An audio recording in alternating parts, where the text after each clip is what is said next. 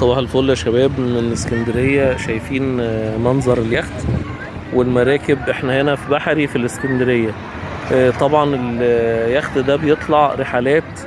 يعني ممكن تأجر مثلا رحلة بالساعة، ممكن تأجر باليوم زي ما انت عايز. طبعا تطلع بتتمشى في على اسكندرية من البحر.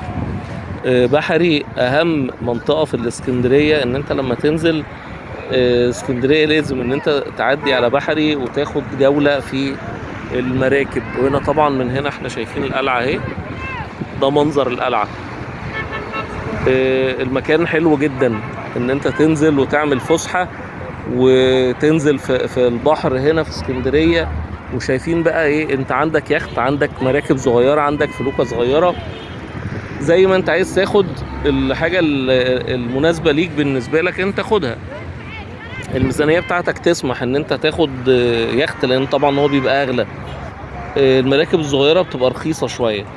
فلو احنا مثلا جروب كده ومجموعة وعيلة، ممكن ان احنا نقدر ان احنا ناخد ايه يخت لو احنا مجموعة. لو واحد لوحده او واحد مثلا ومعاه زوجته او خطيبته او كده، يعني يفضل اللي هي المراكب الصغيرة عشان الميزانية بالنسبة له تبقى اقل.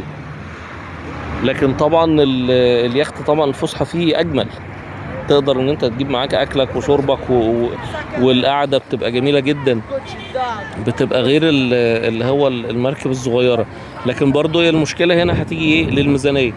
لو انا معايا فلوس تكفي ان انا اطلع الفسحه اللي هي باليخت، يبقى جميل قوي، هتبقى حلوه.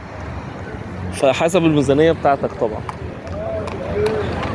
برضو هنا الكاريتا الحنطور برضو من الحاجات المشهورة جدا ان هي في بحري.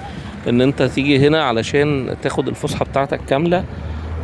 لكن المنظر نفسه من عند بقى نادي اليخت ومن عند القلعة طبعا ده حاجة خرافة يعني. ان انت عشان تقدر ان انت تدخل من ناحية القلعة وتاخد الفسحة في دخلة مخصوصة للناس اللي بتركب اليخت. يعني هم عاملين زي دخلة كده قبل القلعة، تقدر ان انت تدخل فيها. وعلى فكرة هتلاقي ناس واقفة بالطابور. يعني الناس كلها اللي نازلة اسكندرية في بحري بيبقوا نازلين عايزين ان هم ياخدوا الجولة دي. فهتلاقي ان الناس واقفة عليها بالطابور في ايام زي العيد مثلا، بتبقى زحمة جدا. بص المنظر بقى بتاع البحر كله عامل ازاي.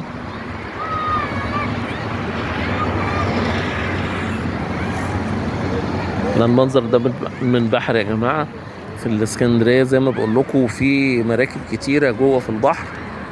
الفسحة جميلة جدا. لو ناوي ان انت تنزل اسكندرية لازم ان انت هتعدي على بحري. صباح الفل عليك.